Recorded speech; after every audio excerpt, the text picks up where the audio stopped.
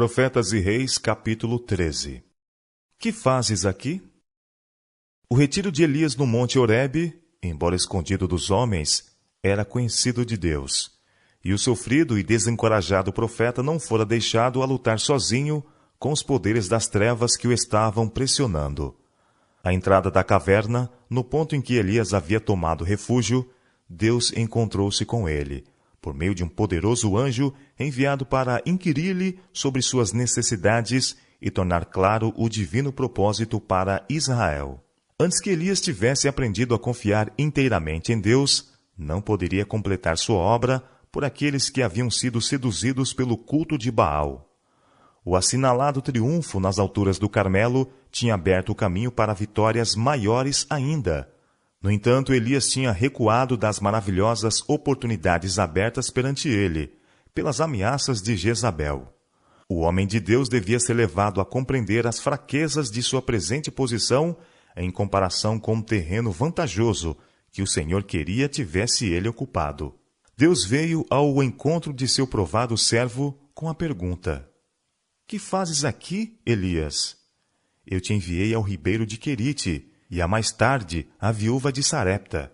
Dei-te a comissão de retornar a Israel, e estar diante dos sacerdotes idólatras no Carmelo. Cingi-te de força para guiares o carro do rei à entrada de Jezreel. Mas quem te enviou nesta fuga apressada para o deserto? Que missão tens aqui? Em amargura de alma, Elias externa sua queixa. Tenho sido muito zeloso pelo Senhor Deus dos exércitos, porque os filhos de Israel deixaram o teu concerto, derribaram os teus altares e mataram os teus profetas à espada. E eu fiquei só, e buscam a minha vida para matirarem. Convidando o profeta a deixar a caverna, o anjo lhe ordenou que se ponha perante o Senhor no monte e atente à sua palavra. E eis que passava o Senhor, como também um grande e forte vento que fendia os montes e quebrava as penhas diante da face do Senhor. Porém o Senhor não estava no vento. E depois do vento um terremoto. Também o Senhor não estava no terremoto. E depois do terremoto um fogo. Porém também o Senhor não estava no fogo. E depois do fogo uma voz mansa e delicada. E sucedeu que, ouvindo-a, Elias envolveu seu rosto na sua capa e saiu para fora, e pôs-se à entrada da caverna. Não nas grandiosas manifestações do poder divino, mas na voz mansa e delicada, Deus escolheu revelar-se a seu servo. Ele desejava ensinar Elias que nem sempre a obra que faz as maiores demonstrações é a mais bem-sucedida em realizar o seu propósito. Enquanto Elias esperava pela revelação do Senhor, desabou uma tempestade. Fulguraram relâmpagos e um fogo devorador passou varrendo. Mas Deus não estava em nada disto. Então veio a voz mansa e delicada, e o profeta cobriu a cabeça ante a presença do Senhor. Seus queixumes foram silenciados, seu espírito abrandado e submetido. Ele sabia agora que uma calma confiança, uma firme segurança em Deus, seriam para ele sempre um auxílio presente em tempo de necessidade. Nem sempre é a mais brilhante apresentação da verdade de Deus que convence e converte a alma. Não pela eloquência ou lógica é alcançado o coração dos homens, mas pela suave influência do Espírito Santo, a qual opera silenciosa, conquanto seguramente na transformação e desenvolvimento do caráter. É ainda a voz mansa e delicada do Espírito de Deus que tem poder para mudar o coração. Que fazes aqui, Elias? A voz interrogou. E de novo o profeta respondeu: Eu tenho sido em extremo zeloso pelo Senhor Deus dos exércitos, porque os filhos de Israel deixaram teu concerto, derribaram os teus altares e mataram os teus profetas à espada. E só eu fiquei, e buscam a minha vida para matirarem. O Senhor disse a Elias que os obradores do mal em Israel não ficariam impunes. Homens iriam ser especialmente escolhidos para cumprir o propósito divino na punição do reino idólatra. Havia uma rígida obra a ser feita, para que a todos fosse dada a oportunidade de tomar posição ao lado da verdade de Deus. Elias mesmo devia retornar a Israel e partilhar com os outros o fardo de levar a efeito uma reforma. Vai, o Senhor ordenou a Elias, volta pelo teu caminho para o deserto de Damasco, e vem e unge a Azael, rei sobre a Síria. Também a Jeú, filho de Ninsi, ungirás rei de Israel. E também a Eliseu, filho de Safate de Abel-Meolá, ungirás profeta em teu lugar. E há de ser que o que escapar da espada de Azael, matá-lo-á Jeú, e o que escapar da espada de Jeú, matá-lo-á Eliseu. Elias havia pensado que ele unicamente era adorador do verdadeiro Deus em Israel. Mas aquele que leu o coração de todos revelou ao profeta que havia muitos outros que nos longos anos de apostasia tinham permanecido leais a ele. Também eu fiz ficar em Israel 7.000, disse Deus, todos os joelhos que não se dobraram a Baal, e toda a boca que não o beijou. Da experiência de Elias, durante esses dias de descoroçoamento e aparente derrota, muitas lições podem ser tiradas. Lições de inapreciável valor para os servos de Deus neste século caracterizado pelo geral abandono do direito. A apostasia predominante hoje é similar à que predominou em Israel nos dias do profeta. Na exaltação do humano sobre o divino, no louvor aos líderes populares, no culto a Mamon e na exaltação dos ensinos da ciência sobre as verdades da revelação, multidões hoje estão seguindo a Baal. Dúvida e incredulidade estão exercendo sua maléfica influência sobre a mente e o coração, e muitos estão substituindo, pelas teorias dos homens, os oráculos de Deus. Publicamente se ensina que temos chegado a um tempo em que a razão humana deve ser exaltada sobre os ensinos da palavra. A lei de Deus, a divina norma do direito, é declarada ser de nenhum efeito.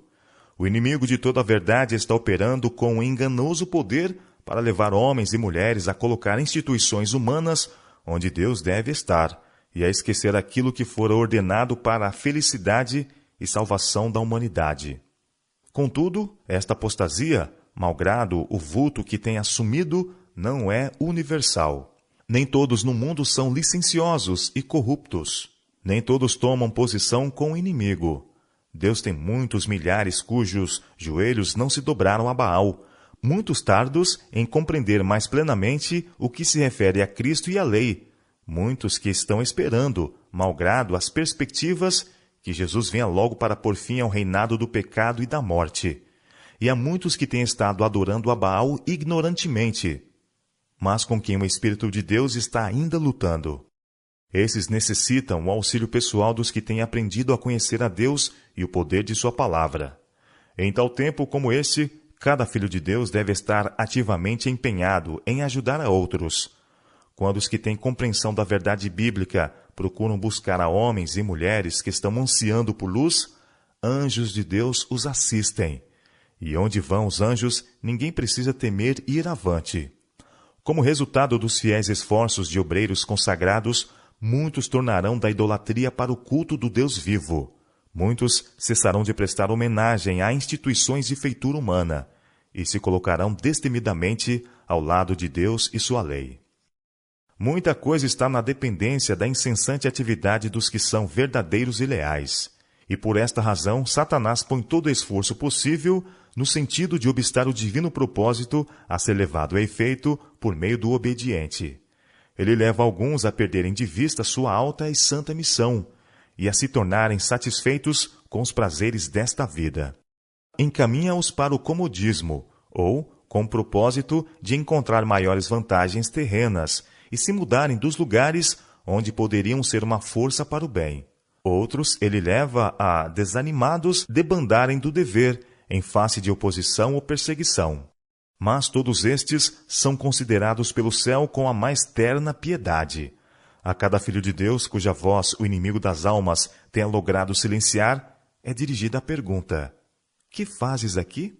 Comissionei-te para que fosses a todo mundo e pregasses o Evangelho, a fim de que o povo fosse preparado para o dia de Deus. Por que estás aqui? Quem te mandou? O gozo que estava diante de Cristo, o gozo que o sustentou através de sacrifícios e sofrimento, foi o de ver pecadores salvos. Este deve ser o gozo de cada seguidor seu, o estímulo à sua ambição. Os que sentirem, mesmo em grau limitado, o que a redenção significa para si e para o próximo, compreenderão em alguma medida as amplas necessidades da humanidade. Seus corações serão movidos à compaixão ao verem a carência espiritual e moral de milhares que estão sob a sombra de terrível maldição, em comparação com o que o sofrimento físico é tido na conta de nada. Tanto a famílias como a indivíduos é feita a pergunta: que fazes aqui? Em muitas igrejas, há famílias bem instruídas nas verdades da palavra de Deus que poderiam ampliar a sua esfera de influência, mudando-se para lugares necessitados da ministração que elas estão aptas a prover. Deus chama famílias cristãs para que vão aos lugares escuros da terra e trabalhem sábia e perseverantemente pelos que estão envolvidos em sombras espirituais. A resposta a este chamado requer espírito de abnegação. Enquanto muitos estão esperando que cada obstáculo seja removido, almas estão morrendo sem esperança e sem Deus. Por amor a vantagens seculares, a aquisição de conhecimentos científicos, os homens estão prontos a se aventurar nas regiões pestilentas e a enfrentar dificuldades e privações. Onde estão os que se disponham a fazer tanto pelo amor de falar a outros do Salvador? Se sob circunstâncias probantes, homens de poder espiritual, sob excessiva pressão, tornam-se descoroçoados e desalentados, se às vezes nada vem de apreciável na vida, para que desejem viver, isto não é nada estranho ou novo. Lembrem-se tais pessoas que um dos mais fortes profetas fugiu para salvar a vida ante a ira de uma mulher enfurecida. Fugitivo e fatigado pela viagem, o espírito torturado por amargo desapontamento, ele pediu a morte. Mas foi quando a esperança se desvanecia e o trabalho de sua vida parecia ameaçado pela derrota que ele aprendeu uma das mais preciosas lições de sua vida. Na hora de sua maior fraqueza, ele aprendeu a necessidade e a possibilidade de confiar em Deus sob circunstâncias as mais desalentadoras. Aqueles que, enquanto despendem as energias da vida em trabalho abnegado, são tentados a dar lugar à desconfiança e ao desânimo, podem encontrar coragem na experiência de Elias. O vigilante cuidado de Deus, seu amor, seu poder, são especialmente manifestados em benefício de seus servos, cujo zelo é mal apreciado ou não bem entendido, cujos conselhos e reprovações são menosprezados e cujos esforços, no sentido de uma reforma, são recompensados com ódio e oposição. É em tempos de maior fraqueza que Satanás assalta a alma com as mais ferozes tentações. Foi assim que ele esperou prevalecer sobre o Filho de Deus, pois, por esse processo, tinha ganho muitas vitórias sobre o homem. Quando o poder da vontade foi enfraquecido e a fé falhou, então os que haviam permanecido firmes e valentemente pelo direito longo tempo, renderam-se à tentação. Moisés, extenuado por 40 anos de peregrinação e incredulidade, perdeu por um momento seu apego ao poder infinito. Ele falhou justo no limiar da terra prometida. Assim também foi com Elias. Aquele que mantivera sua confiança em Jeová durante os anos de estiagem e fome, que permanecera intimorato perante Acabe, aquele que no dia probante sobre o Carmelo permanecera só perante toda a nação de Israel, como a única testemunha do verdadeiro Deus, no momento de fadiga, permitiu que o temor da morte derrotasse sua fé em Deus. É assim, e assim é hoje. Quando somos envolvidos pela dúvida, aturdidos pelas circunstâncias, ou afligidos pela pobreza ou angústia, Satanás procura abalar nossa confiança em Jeová. É então que ele faz desfilar diante de nós nossos erros e tenta-nos a desconfiar de Deus e pôr em dúvida seu amor. Ele espera desencorajar a alma e quebrar nossa firmeza em Deus. Aqueles que na vanguarda do conflito são impelidos pelo Espírito Santo a fazer um trabalho especial, frequentemente sentirão uma reação quando a pressão for removida. O desânimo pode abalar a fé mais heróica e enfraquecer a mais firme vontade. Mas Deus compreende e ainda se compadece e ama. Ele lê os motivos e os propósitos do coração. Esperar pacientemente, confiar quando tudo parece escuro, eis a lição que os líderes na obra de Deus necessitam aprender. O céu não lhes faltará no dia da adversidade. Nada está aparentemente mais ao desamparo, mas na realidade mais invencível do que a alma que sente a sua nulidade e confia inteiramente em Deus. Não é somente para homens em posição de grande responsabilidade a lição da experiência de Elias, em como aprender de novo a confiar em Deus na hora da prova. Aquele que foi a fortaleza de Elias é forte para sustentar cada um de seus filhos em luta, não importa quão fraco seja. Ele espera a lealdade de cada um, e a cada um concede poder de acordo com a necessidade. Em sua própria força, o homem é fraco, mas no poder de Deus, ele pode ser forte para derrotar o mal e ajudar outros a derrotá-lo. Satanás jamais obtém vantagem sobre quem faz de Deus sua defesa. De mim se dirá: deveras no Senhor há justiça e força. Isaías capítulo 45, verso 24. Companheiro cristão, Satanás conhece tuas fraquezas. Apega-te, pois, a Jesus. Permanecendo no amor de Deus, poderás resistir a cada prova. A justiça de Cristo unicamente pode dar-te poder para te opores à onda do mal que está inundando o mundo. Acrescenta fé à tua experiência. A fé faz leve cada fardo, alivia cada fadiga. Providências que são agora misteriosas poderás compreender por contínua confiança em Deus. Anda pela fé no caminho que Ele traçar. Sobrevirão provas, mas prossegue avante. Isto fortalecerá tua fé e te preparará para o serviço. Os registros da história sacra são escritos, não meramente para que possamos ler e nos maravilhar, mas para que a mesma fé que operou nos servos de Deus no passado possa operar em nós. De maneira que, não menos acentuada, o Senhor operará agora, onde quer que haja corações de fé, para serem canais de seu poder. A nós, como a Pedro, é dito: eis que Satanás vos pediu para vos ir andar como trigo, mas eu roguei por ti, para que a tua fé não desfaleça. São Lucas capítulo 22, versos 31 e 32. Cristo jamais abandona aqueles por quem morreu. Nós podemos deixá-lo, sendo esmagados pela tentação.